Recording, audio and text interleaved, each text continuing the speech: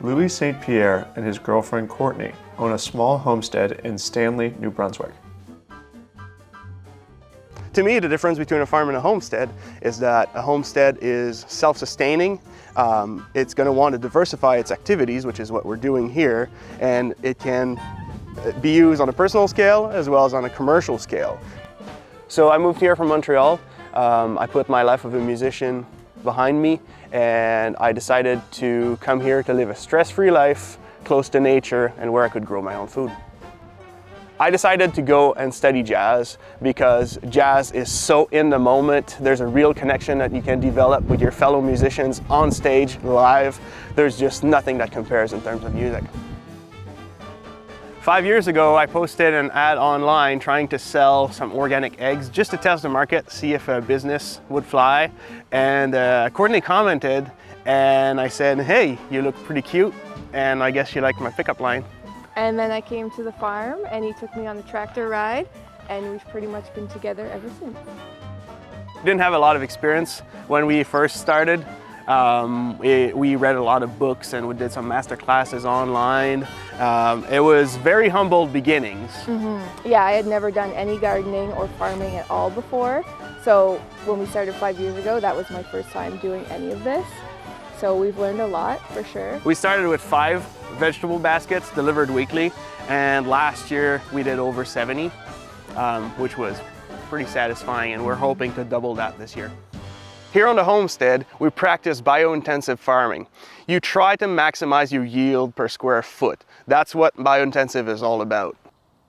The difference between conventional farming methods and biointensive farming is that biointensive promotes soil health and it promotes biodiversity. Basically what that means is that it's a sustainable way of farming. It's a small scale way of farming, so you need a lot more farmers doing it. But people in 600 years will be able to grow vegetables using the same exact method, and the soil health will still be in top shape.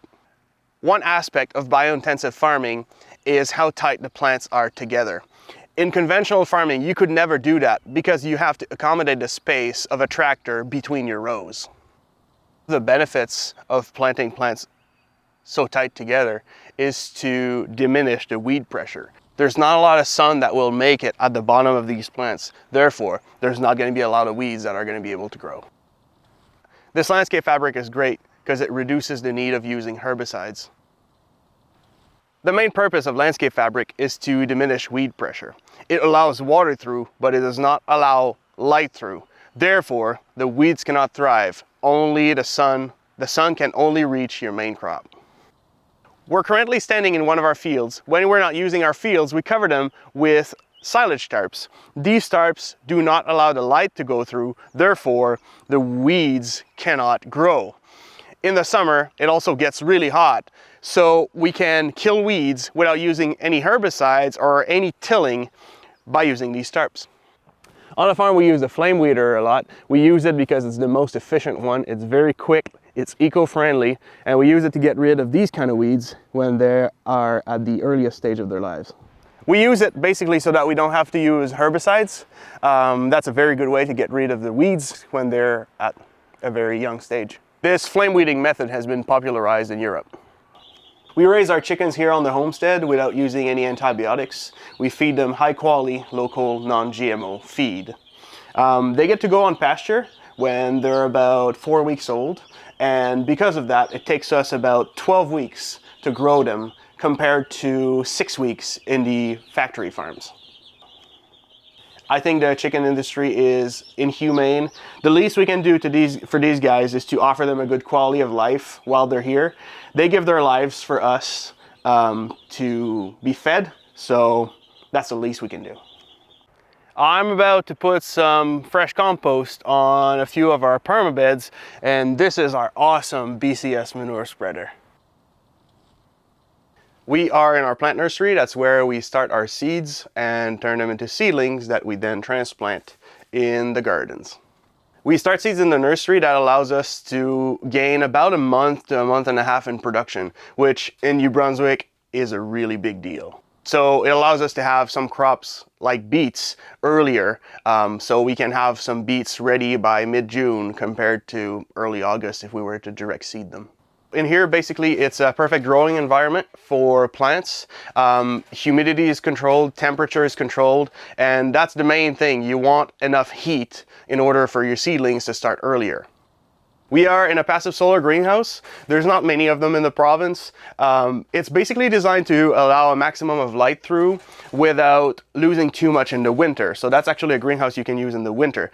3 of the 4 walls are insulated with 6 inches of fiberglass insulation. And then the 4th wall, which is the south-facing wall, is at a 45-degree angle and has double-walled polycarbonate panels, which diffuse the light in an optimal way. The plants just really love it.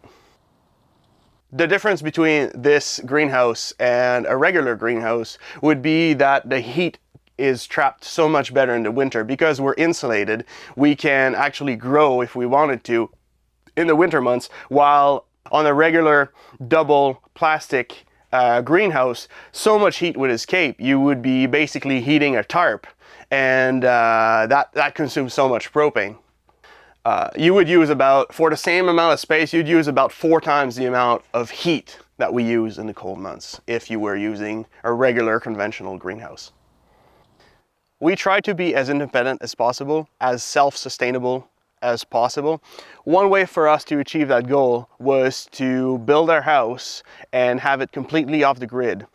It pays for itself in 5 years, and it was just a no-brainer for us. It just made so much sense. Now we have unlimited power, and it's pretty cheap. This is the house we started building a few months ago. We built it all ourselves. We built it using passive solar principles. So basically, when the sun is high in the sky in the summer, there's a little eave in front of the windows that doesn't allow the sun to go in the summer. In the winter, the sun is lower in the sky, therefore it can reach all the way to the back wall, keeping the house warmer in the winter.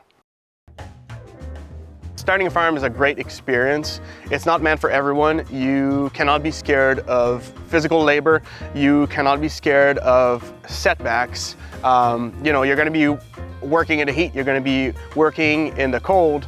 There's going to be things that break on you. You're going to have to spend more money than you expected to on some specific things.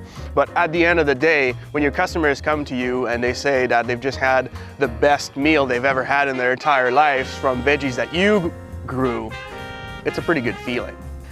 There's a big similarity between when I used to be a musician and now that I'm a farmer. I mean, the reason I love this lifestyle so much now is I can create every day. Every day I'm just creating something, and it's just so fulfilling. When I was a musician, there comes a point where I was a drummer, so there comes a point where when you play, it's not so much in your hands, it becomes in your head, and I want to say almost in your soul. You just share this moment with other musicians and people, and you just create something. And now I'm here on the farm, and all I do all day long is create stuff. Sometimes it's problem solving, but sometimes it's basically just creating a completely new way of doing something, and it is so fulfilling.